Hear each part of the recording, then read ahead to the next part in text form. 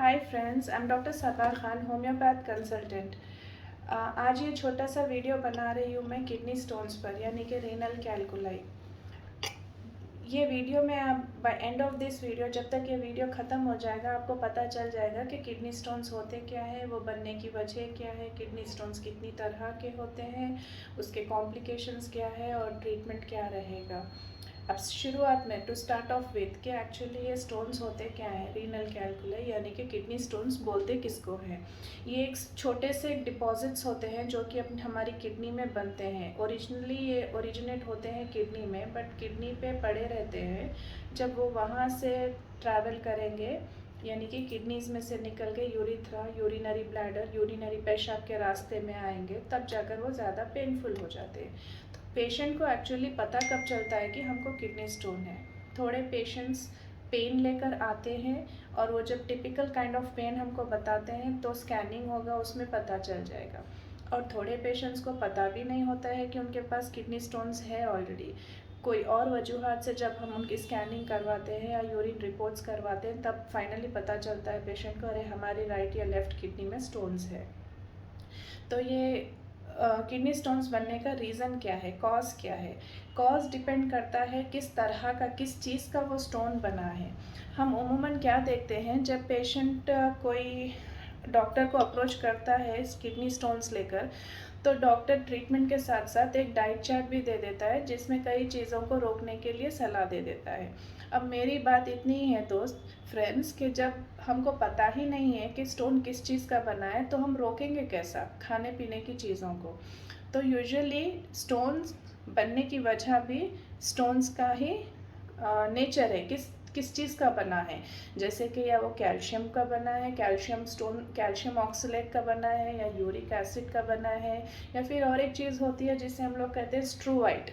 ठीक है, तो ये तीनों चीज़ें बहुत कॉमन है। हम जब देखते हैं, जब अगर कैल्शियम का स्टोन बन रहा है, यानी कि जब वो स्टोन पेशेंट पकड़ के लाएगा, पेशाब के रास्ते से जब निकलेगा, तब हम वो स्टोन का जब बायोप्सी करवाएंगे, फर्दर इन्वेस्टिगेशन के लिए भेजेंगे, जब पता चलेगा कि हाँ फाइन, आपको कैल्शियम की वजह से ये स्टोन्स बन रहा है, तो यू कैन अवॉइड फूड जिसमें कैल्शियम का ज़्यादा कंटेंट है।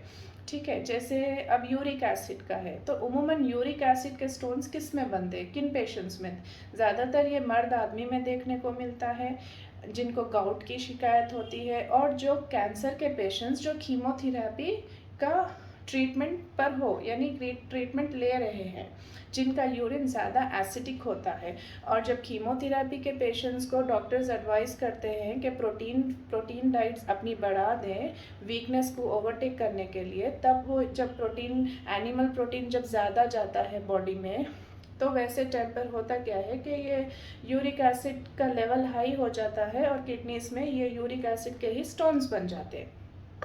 तो वैसे उसमें पता चल जाता है पेशेंट को कि क्या क्या चीज़ें खाने में अवॉइड करना चाहिए। अब नेक्स्ट होता है स्ट्रूवाइड स्टोन्स।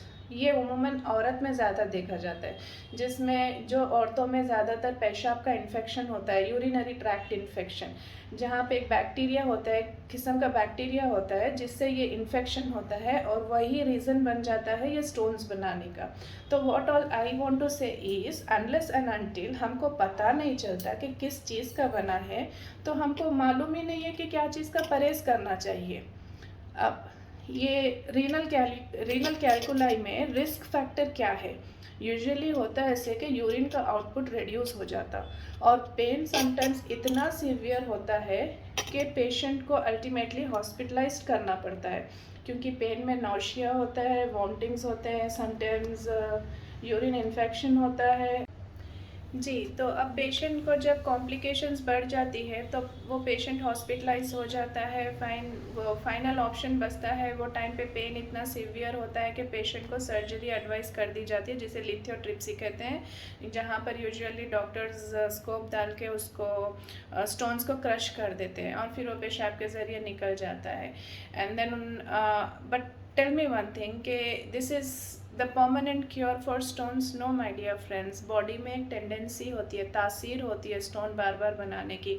कई पेशेंट्स तो होम्योपैथिक जब मेरे पास ट्रीटमेंट करते हैं तो उनको स्टोन्स निकलते हैं तो लेकर आते हैं मेरे पास, और एक पेशेंट तो ऐसा है कि एवरी 2-3 मंथ्स में 2-3 स्टोन्स लेकर आता है, यानी कि उसको तासीर थी, टेंडेंसी थी। द परमानेंट क्योर इज जब वो मेरे पास 6 से 7 महीने कंटिन्यूसली ट्रीटमेंट लिया तब जाके उसको ये स्टोन्स बनने की टेंडेंसी ख़त्म हो गई है। तो मैं वही बताना चाह रही हूँ कि सर्जरी इसका सॉल्यूशन नहीं है। First and foremost important thing is stone का नेचर क्या है वो जानने की कोशिश करिए। खाने पीने में हमको क्या रोकना है, क्या खाना है, वो समझ में आएगा तो वहीं पर हम लोग आधी बीमारी को जीत लेंगे। यानी कि हमारे ब्लड में जो बार बार टेंडेंसी आ रही है वो बनने की, वहाँ पे वो कंट्रोल में आ जाएगा, और आप जब होम्योपैथिक दवाई लेंगे आपको परमानेंट क्योर हो जाएगा। और ये सबसे बड़ा मिथ है जब पेशेंट्स, सॉरी नॉट पेशेंट्स, कुछ लोग कहते हैं कि होम्योपैथिक बहुत स्लो काम करेगा। ये ऐसा नहीं है। कई पेशेंट्स तो जब हमारे पास सीवियर पेन लेकर आते हैं, हम without any pain killer, without any antibiotic उनको रीनल पेन में, किडनी का जब पेन स्टार्ट होता है हम उनको है ना पेन रिलीफ होने के लिए इमीडिएट दवाई देते हैं और वो काम भी कर जाती है। तो मैं यही बताना चाह रही हूँ कि होम्योपैथिक के जो मेडिसिन काम करने की जो ताकत है वो इतनी ज़्यादा है कि आप एक्यूट से एक्यूट कंडीशन में भी बीमारी को कंट्रोल कर सकते हो। तो फ्रेंड्स, जब भी आपको किडनी स्टोन का कोई भी पेशेंट हो तो उसको एक एडवाइस पहले स्टोन का नेचर जानने की कोशिश करने के लिए बोलिए, और सेकंड होम्योपैथिक ट्रीटमेंट के लिए एडवाइस करिए। It helps a lot for the permanent cure. Thank you.